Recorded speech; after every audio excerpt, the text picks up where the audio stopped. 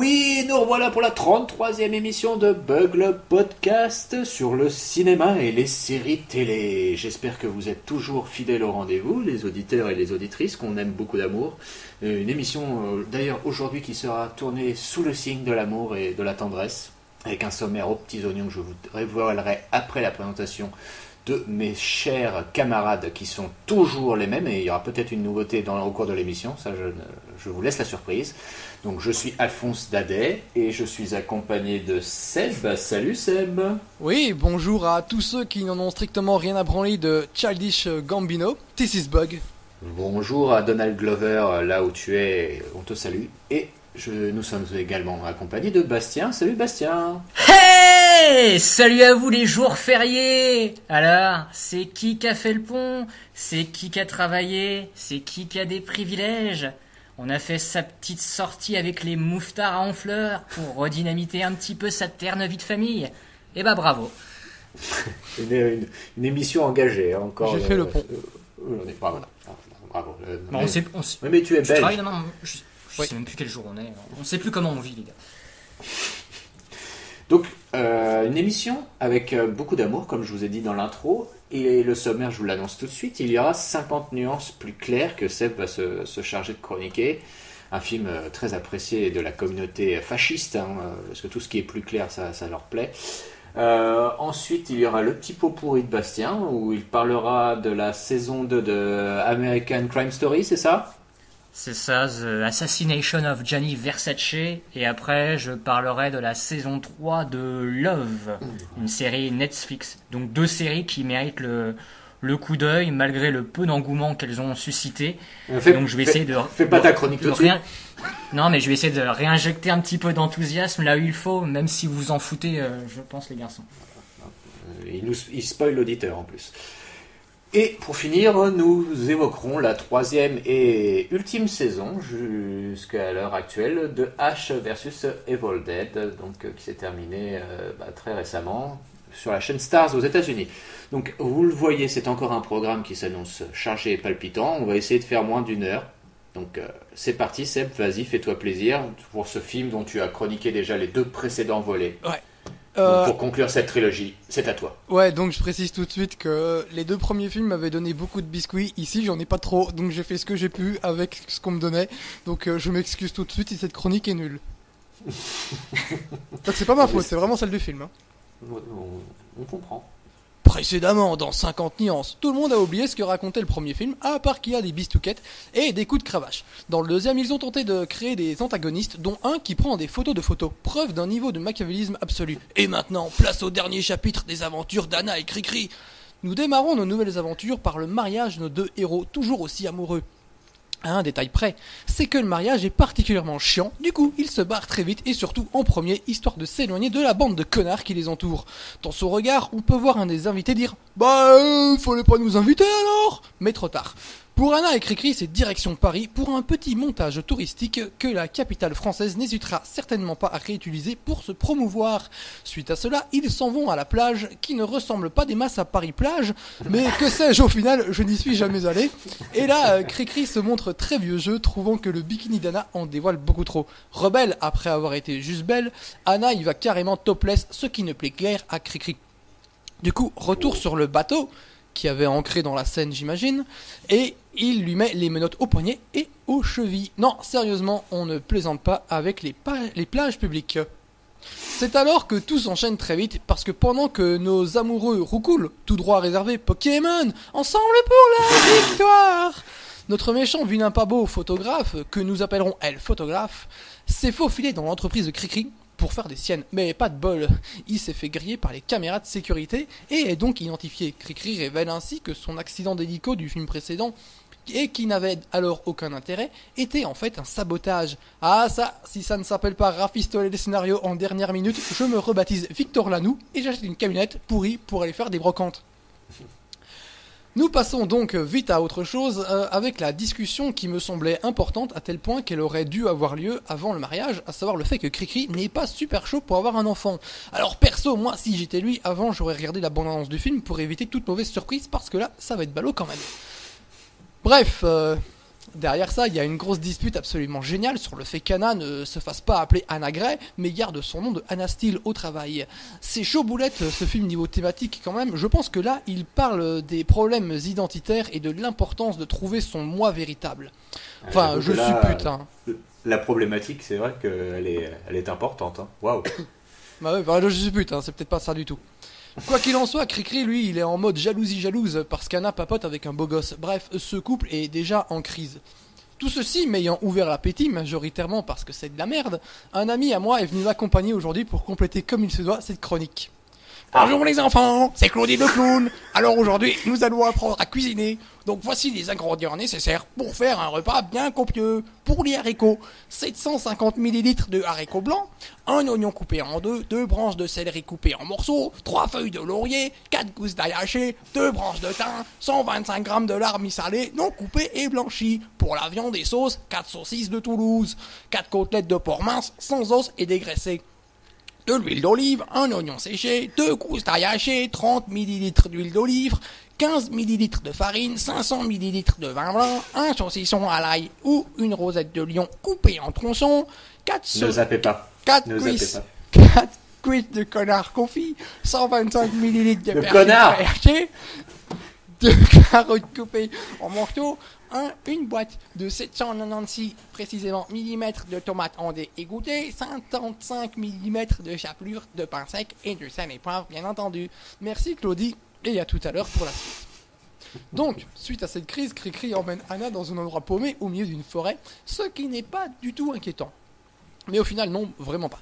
Il a acheté une maison sans lui demander son avis, c'est tout. Un truc de riche que nous les pauvres ne pouvons pas comprendre. Alors ça va, elle est contente Anna. Puis là-bas, il y a une bien jolie demoiselle de l'agence immobilière qui le drague comme une grosse cochonne, sans gêne, et c'est au tour d'Anna de faire sa jalouse. Perso, la trouvant un peu El Schwingo, j'aurais bien espéré voir un plan à 3, mais visiblement, vu la pauvreté de séquences un peu haute saucisse, je me suis trompé de film. Bref, ils s'en vont, et là, badaboum, il se passe un truc dans le film.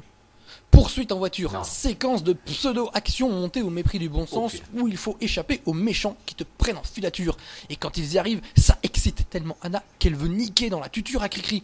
Mais le gars qui aime bien mettre des coups de cravache et attacher les filles n'est pas super chaud pour faire crac-crac dans un parking. Certains me diront qu'il est bizarre, mais ça se comprend. Une tache de sperme sur le cuir, quand t'as payé ta bagnole aussi cher, c'est forcément pas bienvenu.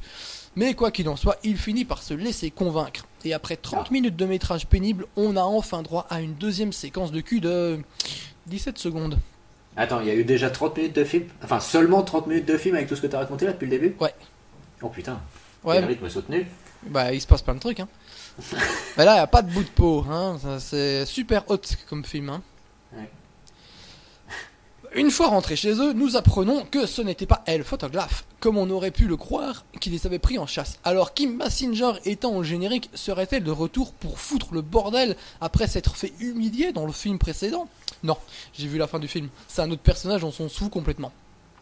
Mais cette nouvelle inquiétante, indiquant que notre couple a beaucoup d'ennemis, voulant s'opposer à leur amour véritable, ne va pas les empêcher d'avoir un certain sens des priorités. Anna décide donc de couper les cheveux de Cricri. Et là, Anna découvre que Monsieur Cravache possède un flingue qui fait pampan quand tu appuies sur la gâchette. Pas pampan le Bambi, hein, l'autre. Qu'à cela ne tienne, et dans le genre transition étrange, Anna s'en va boire des verres avec sa meilleure amie, alors même que Cricri avait exigé d'elle qu'elle rentre immédiatement à la maison. Mais entre ton mari un peu autoritaire et ta meilleure amie que tu ne vois pas assez, Anna décide d'aller vers la personne qui empêchera toute scène de cul d'avoir lieu. Et alors, après une séquence ma foi fort passionnante de retrouvailles alcoolisées, en rentrant chez elle après 40 très longues minutes de vide, badaboum twist again, elle photographe est là et menace notre petite Anna d'un couteau. Ça y est, le film est lancé, me dis-je. Ça va enfin être intéressant. Mais non, pas vraiment, car pour le bien de notre Anna chérie, 30 secondes plus tard, l'affaire est déjà réglée puisque elle photographe est neutralisée. Du coup, Cricri rentre et n'est vraiment pas content parce qu'Anna est désobéissante. Et après 2 minutes de ronchonnerie jouée avec Maestra par un acteur à la tête de cul, il emmène sa belle dans la salle de jeu et lui fait savoir autrement qu'avec des mots qu'il n'est pas content. Spoiler alerte, c'est avec un vibromasseur qu'il le fait. Mais Anna, à son tour, n'est pas très contente car elle ne peut pas voir ses amis assez souvent. Et je comprends, moi aussi, quand on me colle un vibro contre le sexe, je pense à ça. Sans transition, presque, le couple repart en vacances parce que c'est toujours cool de lancer à la gueule des gens que t'as plein de fric et mieux que tu peux quitter ton boulot sans quand tu veux, sans que personne te dise rien. Et là, oh surprise, Cricri a ramené avec lui tous les amis d'Anna. Oh, c'est trop mignon. Et ça sent la fellation, cette affaire. À moins que, car cette nuit, Anna fait un cauchemar horrible à propos de Elle Photographe. Jugez plutôt. Elle porte une belle robe et se promène seule dans une pièce luxueuse. Elle Photographe arrive alors derrière elle et l'enlace amoureusement. Et elle aime ça. Jusqu'à ce qu'elle se rende compte que ce n'est pas Cricri. Alors elle se réveille en sursaut. Perso, j'en ai encore des sueurs froides. Un peu plus tard, Cricri se réveille à son tour et va dans le frigo de la cuisine. Il voit alors Anna et lui dit « Ah, c'est là que t'étais !» Bah oui, en cherchant dans le frigo, t'avais quand même peu de chance de la trouver, tête de bite. Bite parce que... Enfin, vous avez compris. Oui. D'un coup, Anna et Cricri te font un remake de la scène de torture du Punisher avec John Travolta. Pour ceux qui ne l'auraient pas vu, le Punisher torture un mec avec une crème glace. Sauf que là, bah, c'est pour du cul, quoi. Et puis, il nique sur la table de la cuisine. Alors, autant la glace au poil, je laisse passer, mais ça non. Parce que et la tarte au poil? Non, pareil. Parce que c'est pas cool quand t'as des amis qui sont là et qui vont manger sur cette même table quelques heures plus tard. Donc bon, niveau hygiène, on repassera. Et cette histoire de cuisine me donnant une parfaite occasion de terminer notre petite recette, revoici donc mon ami Claudie. Salut les enfants. Alors pour la préparation, maintenant que vous avez tous vos ingrédients. Étape numéro 1, mélangez les haricots, l'oignon, le céleri, le laurier, l'ail, le thym et le lard. Ajoutez jusqu'à 5 cm d'eau au-dessus des haricots et faites tremper le tout pendant 12 heures pour ensuite égoutter. Étape numéro 2, renouvelez l'eau pour qu'il y ait toujours 5 cm au-dessus et faites bouillir. Couvrir et laisser mijoter doucement jusqu'à tendreté, environ 45 minutes. Saler et poivrer légèrement, puis égoutter les haricots pour conserver le liquide de cuisson. Jetez le lard et les légumes. Étape 3, préchauffer le four à 190 degrés. Étape 4, dans une poêle, dorer les saucisses et les côtelettes dans un peu d'huile d'olive. Étape 5, dans une grande casserole d'eau, dorer l'oignon et l'ail dans l'huile d'olive. Saupoudrer de farine et bien mélanger. Mouiller avec le vin blanc et le liquide de cuisson les haricots et faites porter le tout à ébullition. Étape 6, piquer le saucisson avec la pointe du couteau et le déposer dans la casserole. Ajoutez le canard, les saucisses, les côtelettes, le persil, les carottes pour couvrir les haricots et les tomates. Cuire au four environ 3 heures sans couvrir. Étape 7. 15 minutes avant la fin de la cuisson, saupoudrer de chapelure et dorer tout le...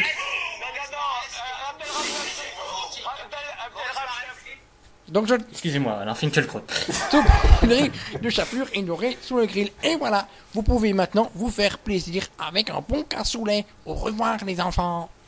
Maintenant que vous savez quoi faire en lieu et place de regarder cette trilogie, nous, idiots qui regardons le film, suivons une séquence Pretty Woman absolument géniale qui sera suivie d'une sortie en boîte de nuit où le frère de Cricri demande la meilleure amie d'Anna en mariage. Oh. Car oui, dans ce film, les persos secondaires qu'on ne voit jamais ont eux aussi une vie. Du coup, ça danse, et un grand garçon vient danser avec Anna, et bagarre de macho avec Cricri, et puis c'est déjà fini. On rentre à la maison après cette petite escapade, ma foi fort instructive, sur les conditions d'hygiène pour un bon petit déjeuner. C'est alors que l'intrigue palpitante peut reprendre lorsque Elle Photographe décide de contre-attaquer, prétendant que c'est Anna la méchante. Et c'est même un doublé pour Anna, qui apprend qu'elle est enceinte, alors même que Cricri voulait pas. La révélation se passera forcément mal. Jugez plutôt. « J'avais des plans pour nous, pas des couches, du vomi et de la merde !» lui dit Cricri, plein de colère dans le cœur. Du coup, il retourne voir Kim Basinger. Sans doute parce qu'elle est vieille et qu'il peut la baiser autant qu'il veut sans prendre le risque qu'elle tombe enceinte compte tenu de la qualité de la tuyauterie. Une bonne raison de baiser les vieilles, quoi. Ensuite, Cricri rentre à la maison complètement bourré et c'est cocasse car d'ordinaire. C'est lui qui bourre les gens, lolilol. Mais Cricri reçoit un texto de Kimi. J'ai honte. Il n'y a pas de quoi. Le Cricri reçoit un texto de Kimi et Anna le voit comprenant ce qu'il a bien pu se passer, poussant Anna à aller dormir dans la salle de jeu de Cricri. Ce qui, j'imagine, est une métaphore parce qu'elle prend des coups de cravache là. Et comme elle se sent blessée à l'instant présent par cette éventuelle tromperie de Cricri, non vraiment, ce film est plus profond qu'on ne le croit. C'est aussi profond qu'un cul. Le lendemain matin s'ensuit alors une confrontation sans même déjeuner. Alors que bon, si on a parlé hygiène plus tôt, il faut également savoir que le petit déjeuner est un repas très important parce qu'on a besoin de force pour démarrer une longue journée. Mais bref, c'est pas le sujet car Cricri jure qu'il n'a pas trompé.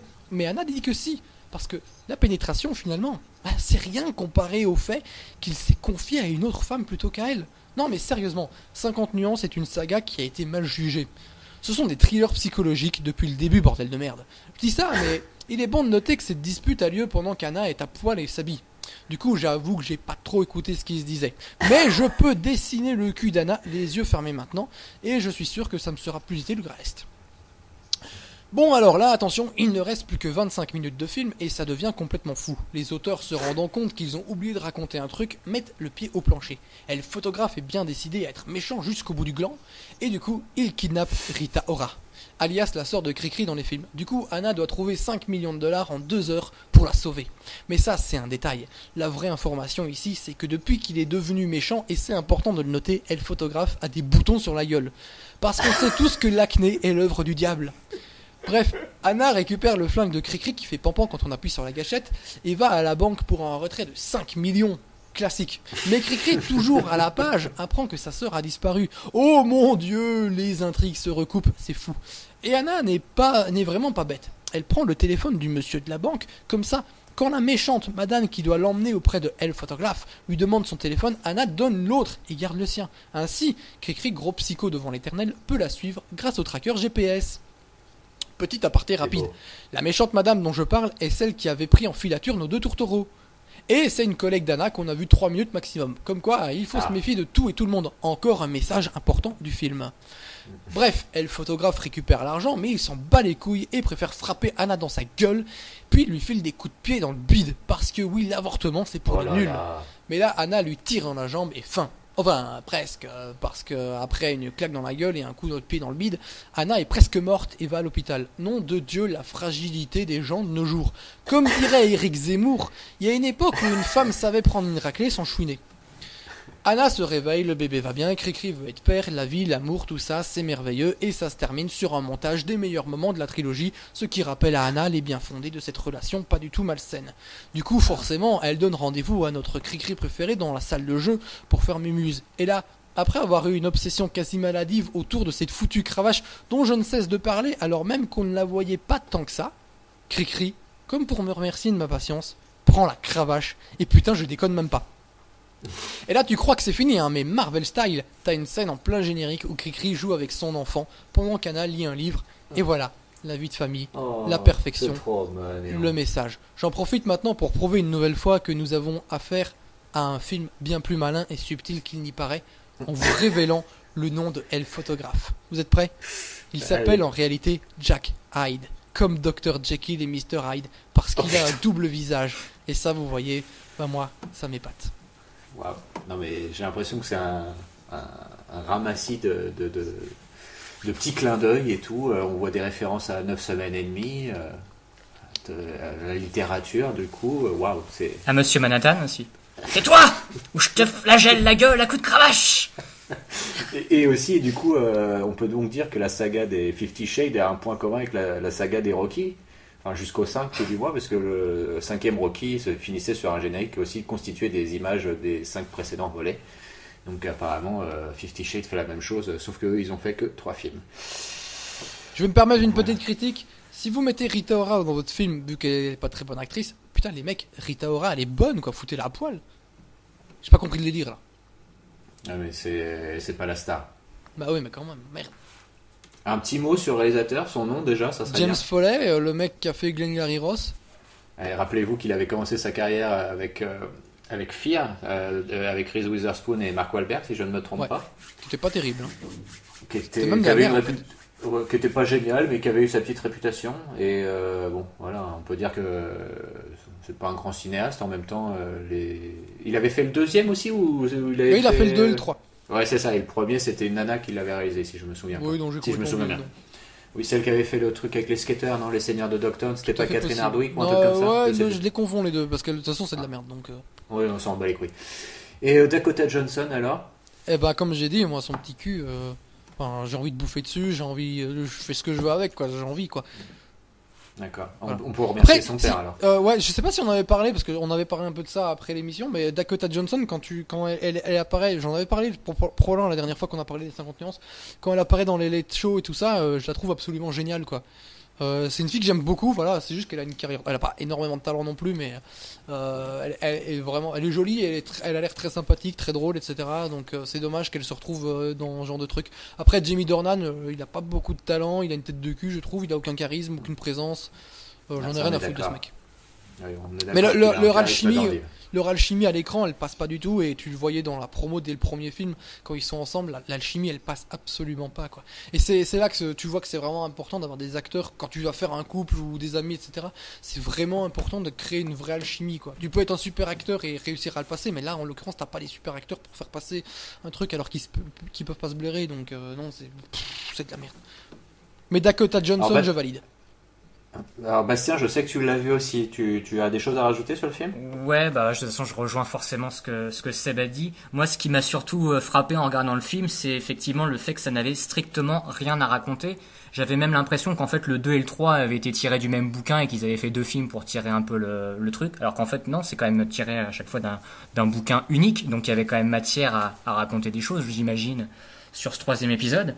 Mais alors là, niveau problématique, il y a quasiment rien dans celui-là, à part du coup le coup de la paternité vers la fin où Christian est pas trop d'accord sur le machin. Et puis cette vulgaire histoire de photographe psychopathe. Mais t'as l'impression que rien ne vient enrayer le scénario. C'est quasiment une petite chronique, ce film, sur la vie de couple. C'est quasiment du Woody Allen, mais avec une cravache. Je profite en rapide pour parler de relations, pour rappeler cette réplique magnifique. J'avais des plans pour nous, pas des couches, du vomi, de la merde. Et petit aparté, du coup, c'était Sam Taylor Johnson, la réalisatrice du premier épisode. Voilà. Mais l'étude du personnage de Christian, même son retournement de psychologie à la fin, où du coup il veut devenir père, c'est quand même du degré 0 de la psychologie. C'est parce qu'en fait donc sa meuf se fait choper par le méchant et donc elle va presque mourir. Et donc c'est une fois à l'hôpital qu'il se rend compte qu'il en fait elle a failli mourir et qu'il l'aime beaucoup, donc il est prêt finalement à fonder une famille. Tu te dis que là quand même les mecs ne savent vraiment quand même pas exploiter leur personnage, leur psychologie de personnage. Après, il faut dire aussi qu'il jouait très bien le mec bourré, hein. Tu en as parlé de cette séquence, mais pour rentrer dans le rang des séquences mythiques après Jean-Claude Van Damme dans Kickboxer, les séquences de mec bourré. De Rachel Weisz aussi dans La Momie, je me souviens. Ah ouais, alors que j'adore ce film. Après, moi, je salue toujours quand même les petites scènes de fesses dans ce film, parce que je trouve que ça reste quand même une bouffée d'oxygène dans le cinéma actuel de grand public, puisqu'on a de moins en moins de sexe au cinéma. Donc ce film, quand même, il y a quand même des petits trucs un peu chauds, hein. Il y a du poil pubien qui dépasse un peu du cadre des moments. La scène de la fellation est quand même assez osée. J'ai complètement oublié la scène de la fellation. C'est quand c'est 1h12 et 27 secondes. Non, j'irai revoir. J'achète le Blu-ray. Alors après, ce qu'il faut dire, c'est que les 50 nuances, c'est quand même du niveau des Hollywood Nights de l'époque. Belle référence. Ça vaut pas plus, quoi. Faut rappeler qu'à l'origine, le bouquin, c'est écrit par une meuf qui faisait des fanfictions érotiques de Twilight, quoi. Ouais. Donc voilà, quoi, ça part de là. Exactement. Et d'ailleurs, on a quand même un peu l'impression, enfin, de notre côté de l'Atlantique, que tout le monde s'en fout plus ou moins de ces films, hein. J'ai l'impression que bon, ça a eu son petit succès forcément, mais que c'est quand même relativement sorti dans des anonymats assez incompréhensibles, je trouve. Bah écoute, moi dans mon cinéma chez moi, chaque séance c'était mais plein. Ah oui, mais oui, ça marche, mais où sont les gens? Qui sont ces gens qui vont voir ces films, qui payent leur place pour aller les voir? Mais moi je parlais justement au gérant du cinéma où je suis et je lui disais, mais les gens ils sortent de ça, ils disent que c'est de la merde. Et il me dit, non, il y en a qui aiment et qui reviennent. Et qui reviennent, retournent le voir. Ils vont le voir plusieurs fois, ils aiment ça. Donc, Pourquoi pas, il faut respecter les gens qui aiment. Il faut de tout pour faire un monde. Bon, bah écoutez, on va peut-être passer à la suite, hein. On va pas s'apesantir sur cette merde. En parlant de merde, j'avais des plans pour nous, pas des couches, du vomi, de la merde. Ça sera peut-être le titre de l'émission. Bastien, ton petit pot pourri, alors vas-y, avec 2 séries qu'on pensait... Ouais, donc je commence d'abord avec la saison 2 de American Crime Story. Donc je rappelle un peu le principe de cette série. C'est une série d'anthologie, donc chaque saison raconte à chaque fois une histoire différente avec des personnages différents.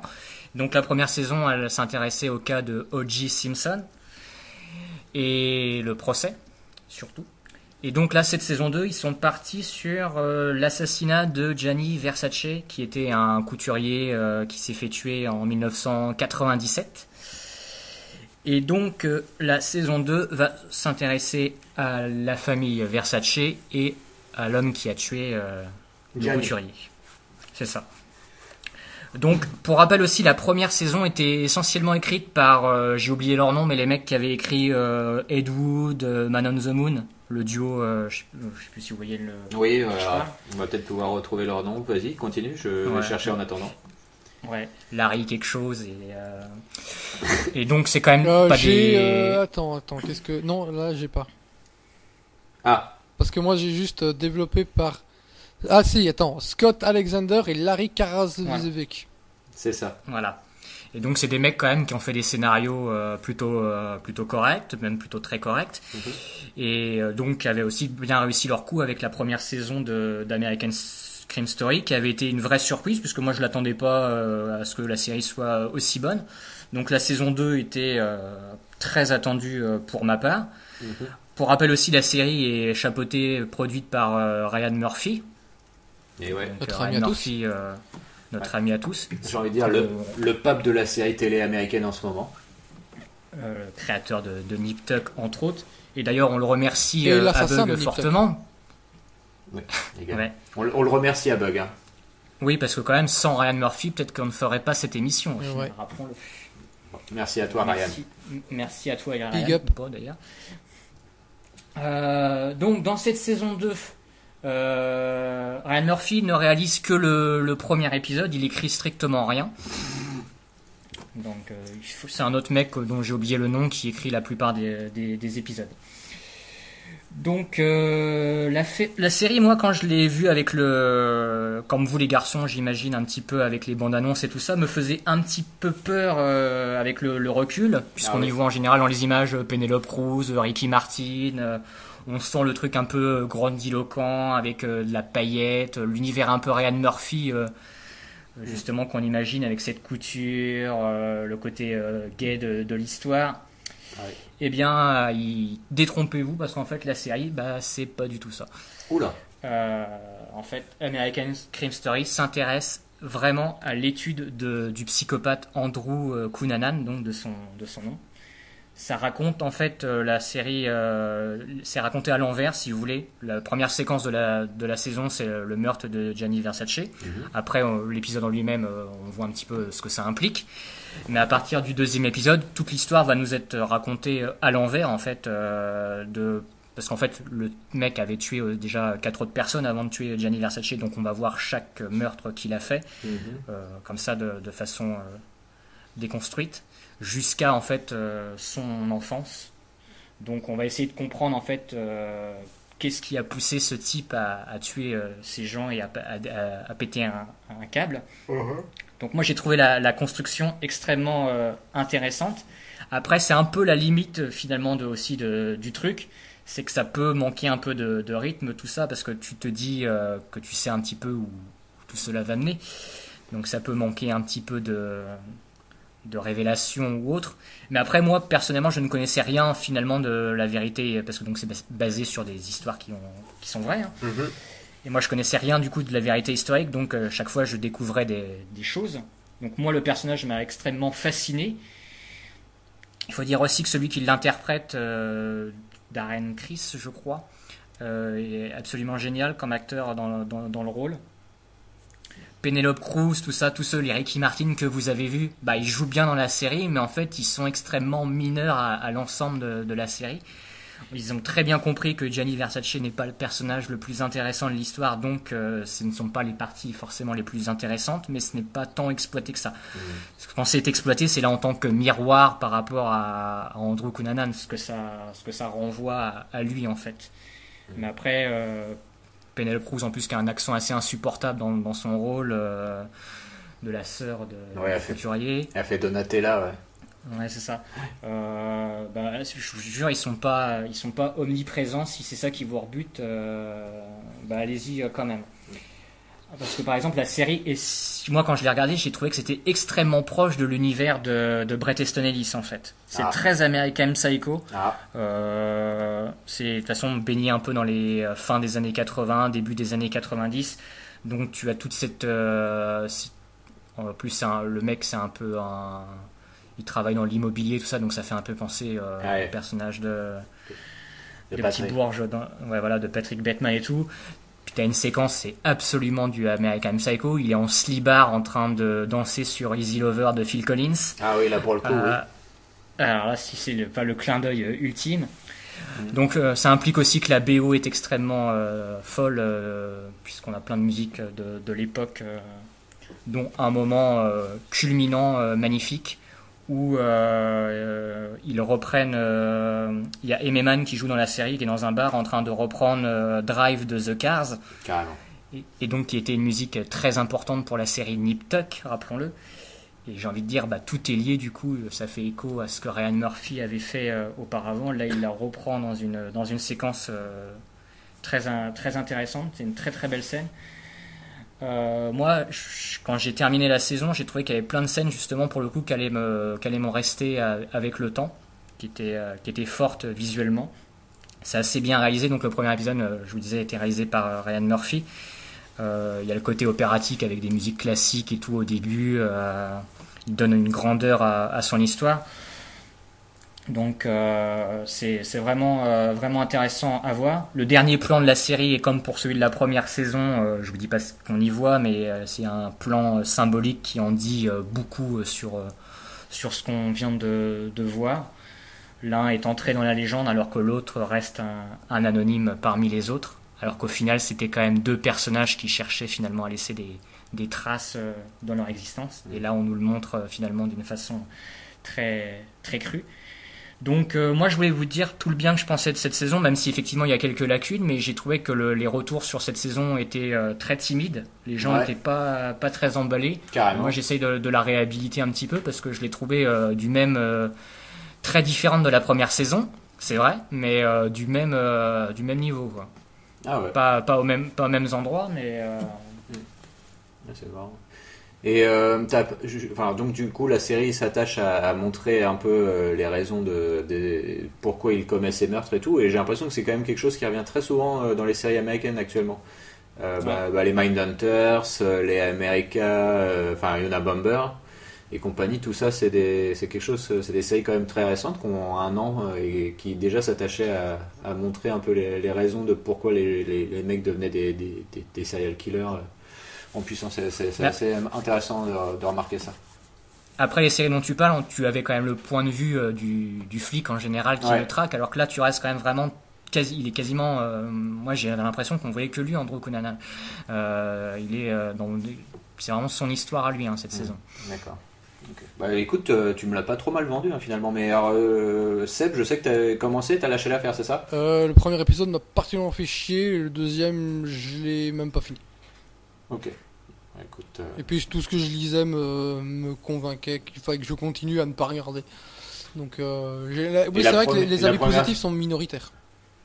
Et la première saison, t'avais aimé ou pas? J'avais beaucoup aimé la première saison, on en avait parlé il me semble d'ailleurs, non? Ouais, on l'avait évoqué, mais je sais plus si tu l'avais. J'avais beaucoup aimé.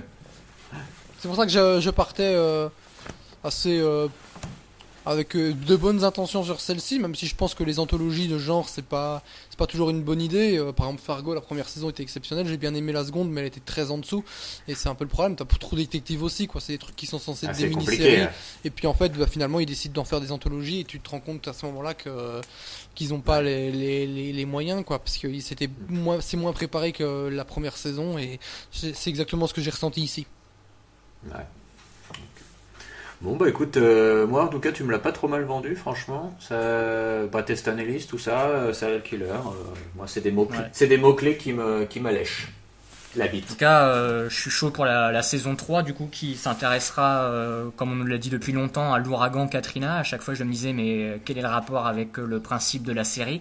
Ouais. Et en fait j'ai un peu creusé le bouquin apparemment dont c'est tiré, parce qu'à chaque fois il se base sur des bouquins en fait. Ouais. Et a priori ça se passerait essentiellement dans un hôpital avec des infirmières qui auraient euthanasié des gens, je ne sais pas trop quoi. Donc il y a quand même des histoires de meurtre qui se cachent un petit peu là-dedans.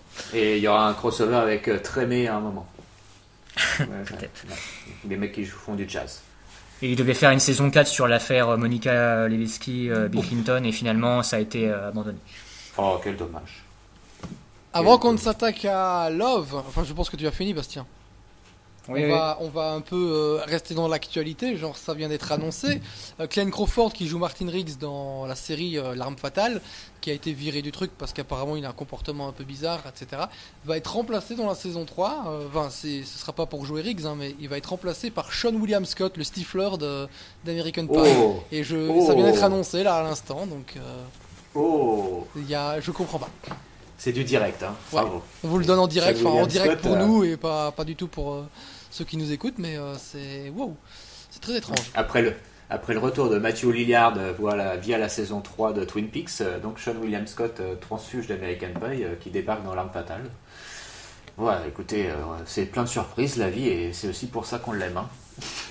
Merci pour cette info. S'il y a des spectateurs qui sont avides de TF1 en ce moment et qui regardent la série, ils seront contents d'apprendre cette news. Voilà. Mais chez eux, ça devrait arriver d'ici 4 ou 5 ans. Ceci dit, c'est quand même parce que Glenn Crawford était vraiment excellent, et c'était d'ailleurs la seule raison pour laquelle je continue la série. Donc, je comprends pas trop, à moins que Sean William Scott soit devenu extraordinairement un très bon acteur dramatique depuis, je sais pas. Ah, je pense. C'est possible. Bon, allez, Bastien, t'enchaînes avec Love, la 3e saison. Ouais, série Netflix qui s'est terminée au mois de mars dans une indifférence générale avec sa 3e saison. Complètement. Alors, écoutez, monsieur Grumpy Seb, ça commence à bien faire, vous et vos goûts extrêmement douteux. Bug. Le mec il regarde Kickboxer et il décide de le chroniquer, quoi. Ça faisait longtemps. Oh, mais c'était bien. Non, mais Bug, ce sont des idées, des valeurs, quelque chose qui nous dépasse. Ceux qui, comme vous, qui pensent que le summum du divertissement, c'est les films Marvel, ces gens-là ne savent pas ce qu'est l'histoire du cinéma. Donc calmez-vous, monsieur Grumpy Seb. C'est ce que j'ai dit à la sortie des films cannois au festival.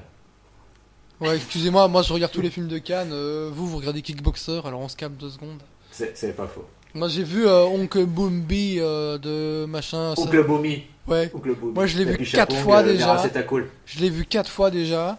Alors c'est bon. Hein. On attend le coffret quand même. Ouais, je le chroniquerai un jour. Ça fera partie de mes 150 chroniques que j'ai promis que je ne ferai jamais. On le fera. Donc ouais, Love, c'est pour vous pitcher le truc vite fait, c'est en fait ça raconte un très bon groupe des années 70. Exactement. Arthur Ali, si tu nous écoutes. Donc ça nous raconte l'histoire de la jeunesse d'une histoire d'amour naissante et donc le début de leur histoire d'amour et ce qui s'y passe. D'accord. C'est des trentenaires, vous voyez un peu l'univers de Judd Apatow, ces adolescents un peu geeks, un peu losers. Voilà. Donc la première saison, je l'avais trouvée très intéressante au départ, et puis finalement ça s'effilochait un petit peu sur la fin. Donc c'était assez inégal dans son ensemble. La deuxième saison, j'en ai quasiment plus aucun souvenir. Et là la 3, donc je l'ai regardée à reculons. Et quelle a été mon erreur? Ça doit être compliqué quand même de regarder une série à reculons. Ouais. Je commence à plus rien voir sur l'écran. Faut pas avoir une grande pièce. T'as pas de mur chez toi? Tu regardes en plein air. Dans un champ. Et alors là, avec les vaches qui passent. Bonjour la vache. Pardon, on fera pas moins d'une heure. Ça va être dur. Et donc là, quelle a été ma surprise, puisque dans cette 3e saison, ils se sont sortis grave les doigts les mecs, puisque la 3e saison est la meilleure et est une très bonne saison. J'ai beaucoup aimé. Alors je sais pas si c'est parce que j'étais dans un bon mood quand je l'ai regardé, mais alors là, c'est du très haut niveau. Alors ce qu'il faut dire aussi sur la série, ce qui est particulier, c'est qu'en fait, tu te rends compte quand tu regardes la 3e saison qu'il ne s'est passé que 8 mois entre le tout début de la série et ce que tu es en train de regarder. Donc c'est un laps de temps extrêmement court en fait. C'est comme dans The Shield finalement. Quand tu apprends qu'il s'est passé 1 an et demi seulement. Peut-être que Love et The Shield des comédies romantiques. Effectivement. Non, je déconne. Non, je déconne. Alors, ce qu'il faut dire sur cette série, et surtout cette saison, hein, du coup, c'est que tu sens vraiment la tendresse qu'ils ont pour ces personnages. T'as une douceur qui s'en dégage, malgré les défauts qui se dégagent de chaque personnage. Donc, on rappelle que c'est interprété par Gillian Jacobs pour la fille, qui était une actrice dans la série Community. Donc, une actrice choupinette. Son rôle est extrêmement choupi aussi. Le mec, c'est Paul Rust, je crois. J'ai pas noté. Ouais, Paul Rust, qui est une sorte de Woody Allen physiquement nouvelle génération. Et on a aussi une autre galerie donc d'autres personnages que j'avais plus ou moins oubliés au final et qui se sont révélés dans cette 3e saison. Notamment genre un personnage qui s'appelle Randy, qui est un peu le pote qui est même le loser, très boulé d'ailleurs, qui est un perso au final super attachant. Il est en couple du coup avec une nana dans cette saison, et en fait elle se rend compte qu'en fait ce mec là c'est vraiment un boulet quoi, mais il est quand même gentil, donc elle a extrêmement du mal à essayer de rompre avec lui, surtout qu'elle est en train de vivre une autre histoire d'amour à côté. Donc c'est très marrant de voir ces situations où elle essaye de le quitter sans lui faire mal. Parce qu'au final, tous les personnages sont extrêmement gentils, notamment Gus, donc le personnage principal interprété par Paul Rust. Qu'est-ce que j'ai encore noté, les garçons ? Après, il y a des trucs qui sont pas très intéressants dans la série des fois, notamment ce qui tourne autour de la propre fille de Judd Apatow qui joue dans la série, Iris Apatow, qui fait une jeune actrice, vous savez, qui devient une vedette dans une vieille série à la con, genre Disney Channel ou des trucs comme ça. Là, c'est une série de vampires. Oh là là. Et donc là, tout ce qui tourne un peu autour de ce personnage n'est pas forcément des plus intéressants. Donc il l'exploite encore un peu cette saison, mais ça prend pas trop d'ampleur. Après, la série exploite des thématiques qu'on aime beaucoup, enfin moi que j'aime beaucoup, parce que ça parle de l'écriture, parce que Paul Rust, son personnage, c'est un scénariste à la base, donc il écrit aussi pour des séries. Dans cette saison-là, il essaye de faire un film. La nana travaille pour une émission de radio, donc nous en tant que podcasteurs professionnels, on s'en parle. Ouais, c'est vrai. Gus, il a aussi un groupe de musique, donc ça tourne aussi autour de la musique. D'ailleurs, le concept du groupe est extrêmement drôle, ça vous ferait rire. Le concept du groupe, c'est de faire des musiques de films, mais qui n'existent pas. Ah, ça... Donc pour vous donner un exemple, par exemple, ils prennent le film Sully de Clint Eastwood, ouais. Et ils inventent une chanson à partir de ça, où merci d'avoir sauvé nos familles, nos enfants. Donc, c'est un peu le principe du groupe. Ça peut schéma. Dans cette saison, il y a un épisode absolument génial, j'ai trouvé l'épisode 7 si je ne m'abuse, qui tourne autour d'un mariage. En fait, le concept de l'épisode, c'est que Gus donc va avec sa meuf à un mariage d'une ancienne amie de fac, qu'il n'a pas vu depuis des années. Donc il recroise des gens qu'il n'a pas vu depuis des années. Et donc dans cet épisode, il va même recroiser une nana de l'époque. Et on va découvrir que Gus en fait a eu une relation avec cette fille et qu'ils ont même qu'ils étaient fiancés et finalement ça s'est pas fait. Et ça c'est un truc qu'on découvre du coup dans la série à travers en plus le regard de sa copine actuelle qui ne savait pas tout ça. Et donc on comprend que Gus casse des choses et donc il revoit cette fille. Et la dernière séquence de l'épisode où ils sont tous les deux donc avec cette ancienne fille avec qui il était, qui lui raconte sa vie un peu maintenant. Est absolument magnifique, où en fait la fille est donc maintenant complètement pétée, allongée sur le lit avec lui, et donc elle lui explique que parce qu'en plus c'est elle qui l'avait quitté à l'époque, et donc elle explique qu'elle est tombée amoureuse d'un mec qui était marié, qui avait déjà des enfants, et en fait qui a quitté donc sa femme pour elle. Et elle s'est retrouvée en fait à élever à 3 enfants qui n'étaient pas les siens et qui étaient totalement horribles avec elle. Et finalement, avec le temps, les choses se sont tassées. Sauf que quand les choses se sont tassées, en fait, l'autre mec avec qui elle était l'a requittée pour partir avec une autre nana. Et en fait, la nana donc est bourrée quand elle raconte toute cette histoire-là, et elle se rend compte que voilà, c'était bien de se retrouver au mariage parce que finalement la fille qui se marie est heureuse, donc quelqu'un est heureux.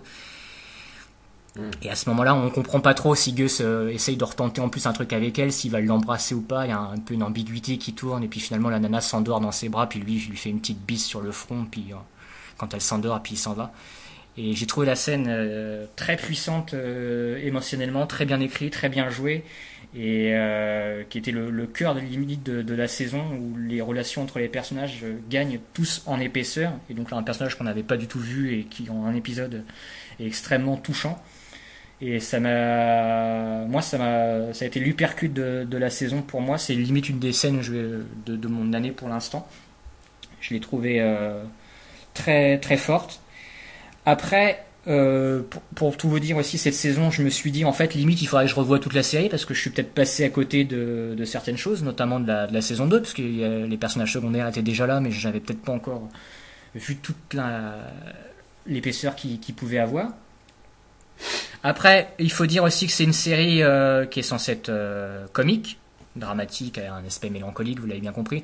En fait, c'est très Judd Apatow dans la façon de faire.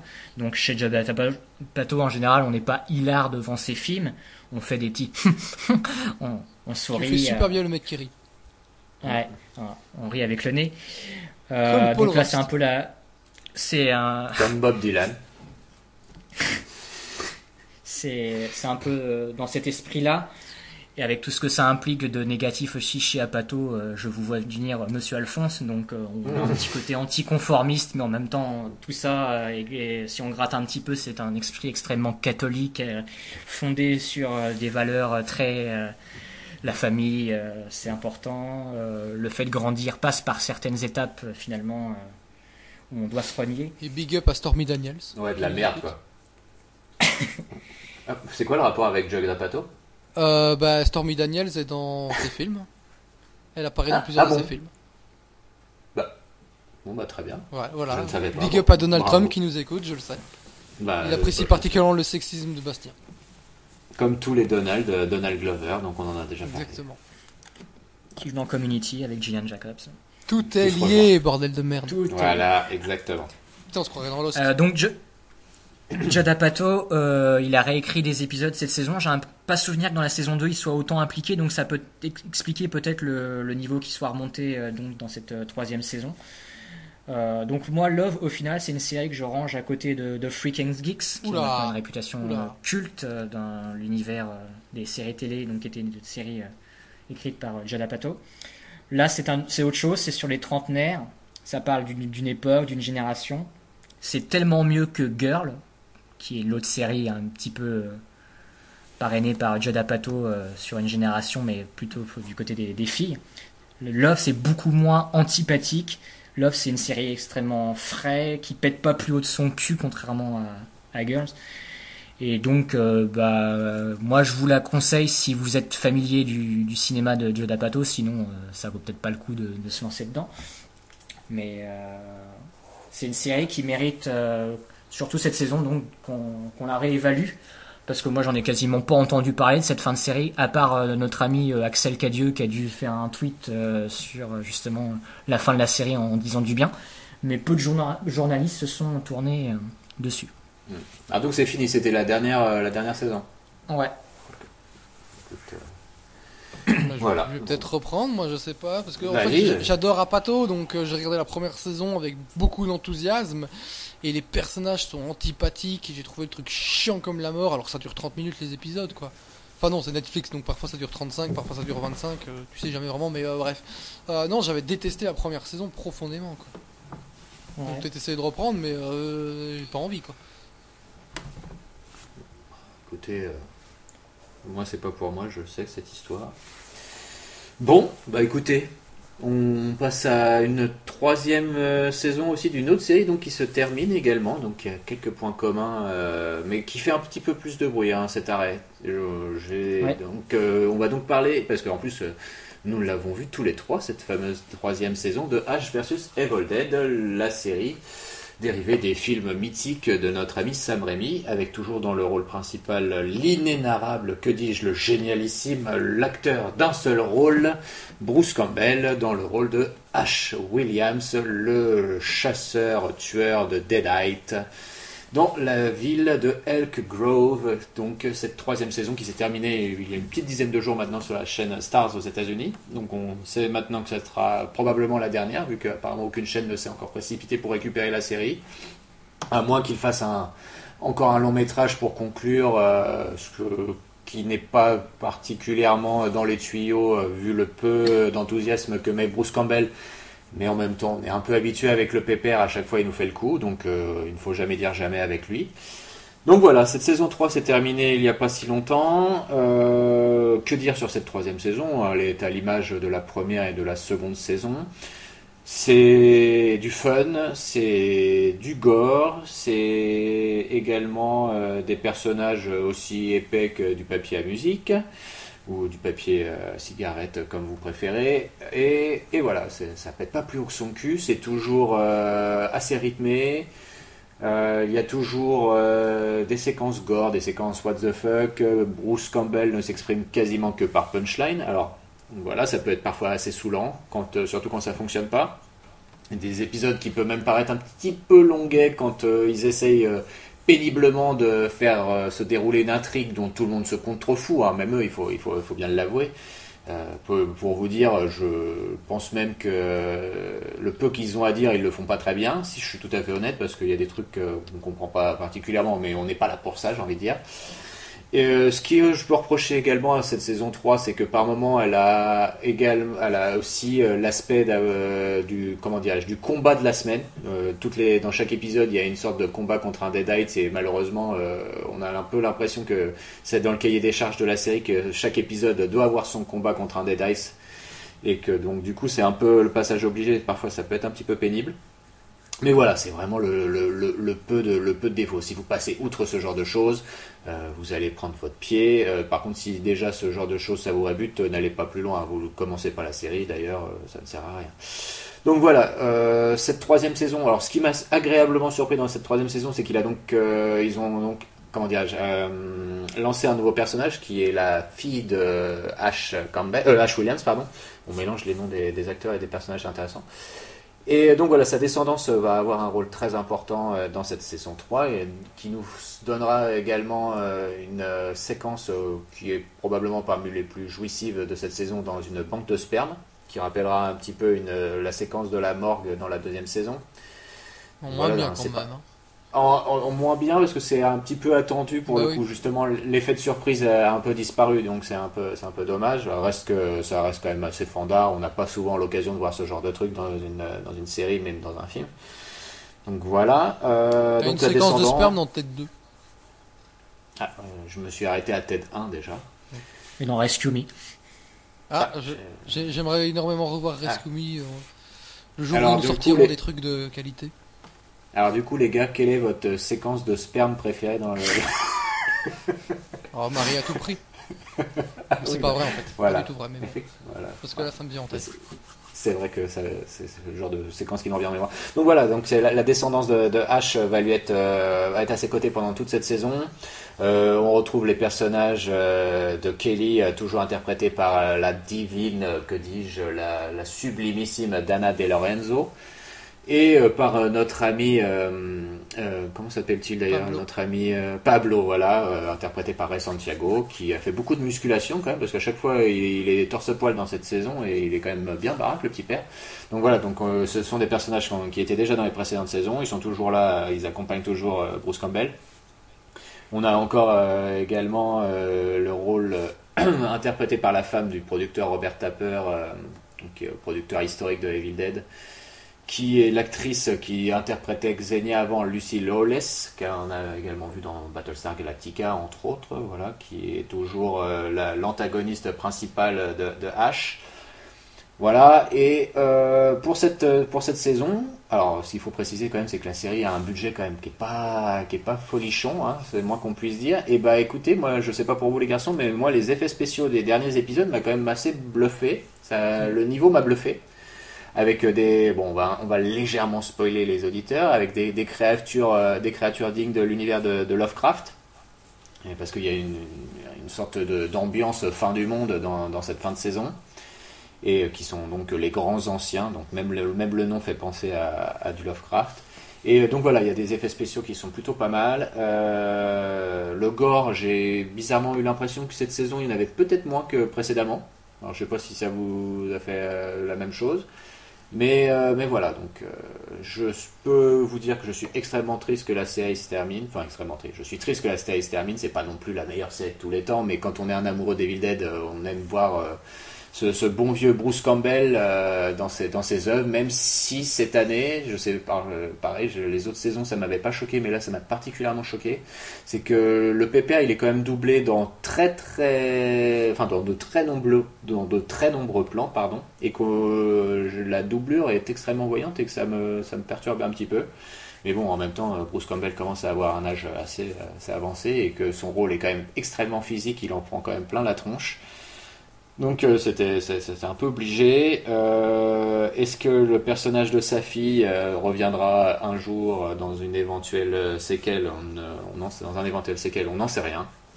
Une séquelle, pardon. Donc moi j'ai pris mon pied, j'aime ce genre de ciné, de série, c'est punk parce que voilà, ça pète pas plus haut que son cul, ça le fait bien. La mise en scène est toujours calquée sur celle de Sam Raimi avec une caméra extrêmement mouvante qui n'est pas non plus extrêmement matu vu. Ils arrivent à bien gérer ça, c'est quelque chose d'assez voilà, c'est bien foutu parce que la caméra est perpétuellement en mouvement et en même temps on ne remarque pas que ça, donc c'est plutôt pas mal. Et voilà. Donc je sais pas ce que vous en avez pensé les garçons, mais moi je valide toujours et rest in peace Ash versus Evil Dead. Bah moi. Je commence. Vas-y, tu peux y aller. Moi, le gros souci que j'ai eu avec cette troisième saison, c'est que quand je l'ai terminé, j'ai l'impression que je l'avais déjà vu en fait. Voilà. Je l'ai pas senti qu'on était monté d'un cran par rapport à la deuxième. On retourne dans les mêmes schémas, à part du coup le personnage de sa fille qui est catapulté, mais très bof le personnage. Mais sinon, t'as juste l'impression de retrouver exactement les mêmes situations. Et il me restera, je pense, pas grand-chose de ce que j'ai vu, à part la bestiole finale. Après, ça se regarde toujours très bien, mais c'est extrêmement limité. Mais comme c'est plus Sam Raimi à la réalisation, ça n'implique plus grand-chose. Le côté cool de la série me pose toujours problème. Je le trouve souvent forcé. Après, je trouve que le gore, l'action est très réussi, toutes ces séquences-là. Mais l'humour est généralement très, très complice avec son spectateur. Tu sens le coup de coude. Mais ça, c'est ce que je disais, c'est qu'il s'exprime quasiment que par punchline et parfois ça peut être un peu fatigant. Ouais. Et moi, ça me fatigue un peu, ce Bruce Campbell qui en fait des caisses et qui l'a bien compris. Hein. Et c'est ce que je regrette par rapport au personnage de Ash dans Evil Dead 3, où là, le personnage est devenu complètement un beauf complet maintenant dans la série. Alors qu'à l'époque, il y avait quand même encore chez lui une certaine innocence, une candeur. Ouais. On a un peu perdu du coup avec la série sur l'autel de la facilité. Et en plus, ça me fait toujours un petit peu de peine, moi, de voir un acteur vieillissant qui revient à ce qu'il l'a fait connaître au final et qui ne fait pas évoluer le truc.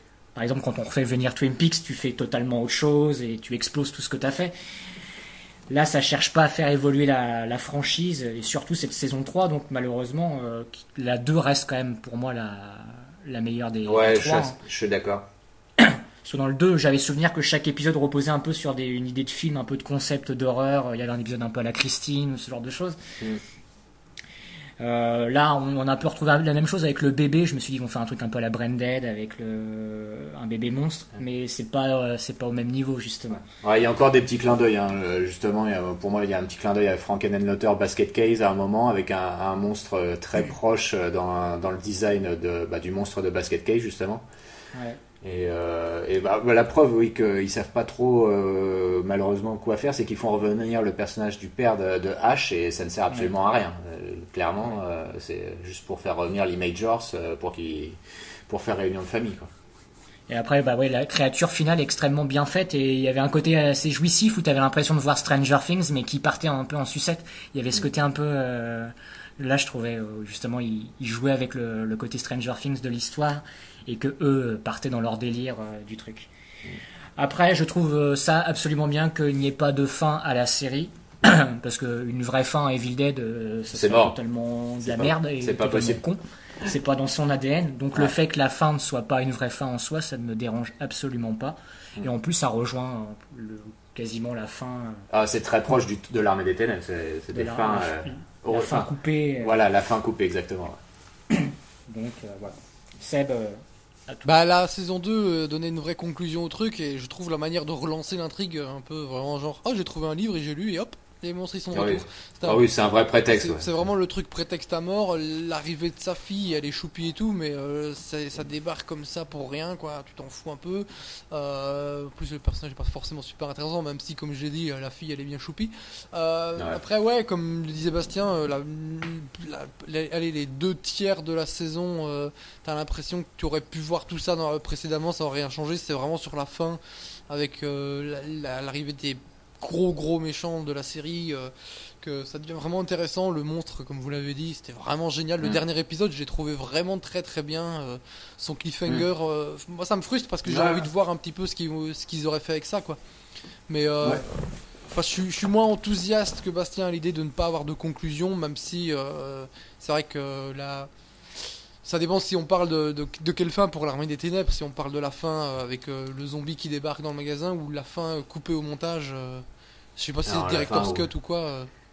Où il se retrouve au Moyen-Âge. Ouais, non, Enfin, il se retrouve à notre époque, mais dans un monde post-apocalyptique, quoi. Voilà, c'est ça. Donc voilà, c'est moi j'aime bien quand il y a une vraie conclusion, même si ça peut être une porte ouverte, quoi. Mais là, en l'occurrence, on te tease un truc et puis derrière on te dit t'auras rien. C'est un peu, ça me fait un peu chier. Donc j'aimerais bien un téléfilm de conclusion, quand même, si possible. Ouais. Moi, je souscris à l'idée de Bastien, je pense que c'est très. Ça me va. La fin me convient comme ça, s'il n'y a rien derrière, ça me pose pas plus de problèmes que ça. Après, je m'en fous un peu, Mais j'ai trouvé la série sympa, mais jamais sans plus, quoi. Je trouve Mais que ça aurait été bien d'avoir fait un film, en fait, à la place de cette série, sans compétirer l'histoire, quoi. Ça aurait été mieux. Je pense, De toute façon, la suite, on l'aura, c'est Sharknado 6, hein, puisqu'on se retrouve un peu sur le même final que le dernier Sharknado. Ouf. Donc, Qui vient d'être annoncé à Cannes, hein, d'ailleurs, Sharknado 6. C'est un film Cannes. C'est un film Cannes. Voilà, effectivement. Mais je suis d'accord avec ce que vous balancez, les gars. Effectivement, il n'y a rien de neuf sous le soleil ou quoi que ce soit, mais ça ne m'empêche pas de trouver ça quand même mouille sympathique. En plus, ça passe très bien, une petite demi-heure à chaque fois. La durée était très bien.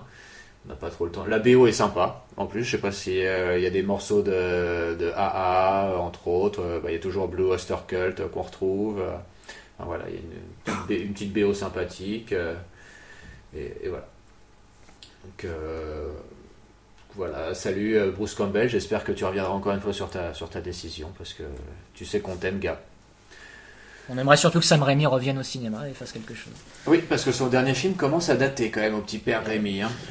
Surtout que chaque fois on oublie, mais c'était quoi? C'était le truc avec les haricots géants, je sais pas quoi là. Non, ça c'était Bryan Singer, tu confonds, lui il a fait Oz. Ah oui, c'était Secret and Powerful. Ouais, c'était un peu... Et C'est ça ou c'était le Jusqu'en Enfer, son dernier? Non, Jusqu'en Enfer c'était avant. Ah, c'était avant. Et ça doit déjà avoir pas loin de 10 ans, hein, jusqu'en enfer. Jusqu'en Enfer 2009, il me semble. Ouais, c'est ça, ouais, donc 10 ans l'année prochaine. Voilà. Bon, bah écoutez, messieurs, ah oui, non, on n'a pas terminé parce qu'il nous reste un petit coup de gueule à passer. On a appris ça aujourd'hui et alors, avec Bastien, on en a parlé en off avant le début de l'émission. C'est un sujet qui nous tient particulièrement à cœur et en plus qui aura des échos avec ce que Seb a déjà dit un petit peu dans sa chronique. C'est que on a appris aujourd'hui qu'après des années et des années de diffusion, excusez-moi, j'ai un peu la gorge qui se noue. Ah bah de toute façon c'est un véritable séisme. C'est que la séquence, enfin l'épreuve même, des rouleaux, l'épreuve des rouleaux de Fort Boyard sera donc supprimée à partir de cette année. Et que voilà, la prod l'a annoncé aujourd'hui et la raison est que l'épreuve était une plus vieille consacrée au fort et que donc il fallait faire tourner les épreuves parce qu'ils n'ont pas des pièces extensibles, donc voilà. Et bah écoutez, nous c'était quand même un petit peu notre fétiche, hein. Vous connaissez mon amour pour Fort Boyard, les rouleaux, il y a eu des moments cultes, hein, sur les rouleaux, le Malika Ménard entre autres, beaucoup de Miss France, hein, sont passés sur les rouleaux de Fort Boyard, et donc voilà, on ne verra plus ça. C'est encore un petit peu une époque qui se brise, qui se ferme, qui brûle. Je ne sais pas à qui je dois m'adresser, mais si c'est à toi, Mademoiselle Ernotte, la PDG de France 2, qui a déjà fait tant de mal à cette à cette chaîne, eh bien, je te dis crotte. Et en hommage, je suis passe-partout du Fort Boyard, je guide les casse-cou dans les traquenards. Voilà. Et ce que tu ne soulèves pas, c'est que le vrai problème en fait de l'épreuve, c'est qu'en fait, ça a été accusé de sexisme du coup. C'est pour ça qu'il. Je voulais pas rentrer dans la polémique. Ouais. Mais ouais, c'est vraiment. Moi aussi, quand j'ai appris ça à 14h cet après-midi, je suis tombé dans une tristesse et une mélancolie profonde, puisque c'était là depuis mon enfance. Et c'est bien le reflet de notre société d'aujourd'hui, où on ne peut plus faire ce qu'on veut à la télévision. Voilà. De toute façon, aujourd'hui, on pourrait plus faire une série comme les filles d'à côté, par exemple. Ça serait plus diffusé, je pense. Exactement. Où les croisements et les décroisements de gens, je le rappelle, ont causé quelques infarctus chez les papis dans les familles. Donc, Marc et Sophie, je vous rappelle que Marc et Sophie, qui donc contaient l'histoire d'un gynécologue et d'une vétérinaire, et qui parfois se trompaient de patients l'un l'autre. Oula. Donc, je n'ai jamais fait ce truc-là. Ça a l'air intéressant. Non, c'est une blague, j'exagère un petit merde. peu. C'est pas tout à fait ça. Mais bon, voilà, effectivement, c'est donc les rouleaux. Et en plus, ce qu'il faut qu'on dise, c'est que c'était une épreuve extrêmement difficile. Moi, pour arriver au bout du rouleau, il fallait s'employer. Et je peux vous dire que plus d'une s'y sont cassés les dents. Donc voilà, les rouleaux, rest in peace aussi. J'espère qu'une pétition sera faite sur internet. Je compte sur Twitter pour faire une pétition. Ah non, justement, Twitter, ils sont contre les rouleaux. Oui, mais ils sont pour les pétitions. Donc l'un dans l'autre, on peut s'y retrouver. Voilà. Donc je sais que toi, ça te parle pas particulièrement les rouleaux, mais sache que nous, ça nous fait mal. Mais je comprends, à nos petits cœurs. Et je pense que ça devrait faire un petit peu, ça devrait faire du bruit aussi dans les émissions du PAF prochainement. Voilà. Écoutez, messieurs, on n'a plus rien à ajouter. Non. On a fait tout le tour. Est-ce qu'on peut annoncer des choses pour le futur de l'émission ou pas, Seb ? Là, non, j'ai rien de prévu du tout. Ton programme pour les prochaines séances. Il n'y a pas un film de super-héros pour la prochaine ? Ah, il y a Deadpool qui sort bientôt. Ah, voilà. Mais bon, de là à dire que je vais en parler. Il n'y a pas Han Solo. Il y a Han Solo dans 2 semaines, oui. Ah, on y est presque. Un gros programme encore prochainement. Bastien, moi j'en remarquais quelque chose, du coup en préparant l'émission, c'est que du coup c'est notre 33e émission. Voilà. Et dans ma prime jeunesse, j'ai co-animé une émission de cinéma qui s'appelait Off, et ça s'est arrêté à la 33e émission. Oh là là. Et le Christ est mort à 33 ans. Je vous laisse avec ça. Moi, pour rappel, mon GLPC, j'en ai fait 90. Donc, on a encore... que vous pouvez traduire par... 90. Voilà. Donc, voilà. Il y a de la marge. Bilingue chiffre belge-français. Et bien voilà, donc écoutez, moi dans la prochaine, j'aurai probablement rien à chroniquer, parce que là, j'ai quand même fait 2 chroniques coup sur coup, donc je vais me reposer un petit peu. Quel homme. Voilà. Sur ce, chers auditeurs, on vous aime. N'hésitez pas toujours à commenter ou à continuer à ne rien nous dire. Et à la prochaine, messieurs. Les comptes Twitter, peut-être. Ah, pardon. Oui. Attends, Bastien a préparé son gag. Oh putain, pardon, excuse-moi. Donc les comptes Twitter de l'émission, donc Bug le podcast, tout attaché bien entendu, parce que sinon ça ne marche pas. Seb sous l'identité de Grumpy Seb. Il y a aussi notre ami Claudie le clown. Claudie le clown. Alors CLAUDIE. Non, Y. Ah, Y, pardon, comme Annie Cordy. Voilà. Et Alphonse Dadet, je suis, I am. Et Bastien, ton compte Twitter ? Mon compte Twitter, c'est Donny Rock. Oh putain, il n'y a pas... Ah. Eh ouais, Donny Rock, parce qu'avec mon cœur de rocker, j'ai tellement d'amour à donner. J'ai même tendance à en foutre partout, alors excusez-moi par avance. Mais c'est comme ça avec Donny Rock. Putain, à chaque fois, le petit bruitage, on l'attend maintenant. Ça aurait été dommage de couper l'émission avant ça. Voilà. Eh bien, à très bientôt. Et on vous souhaite une bonne écoute. Ciao, ciao. Allez.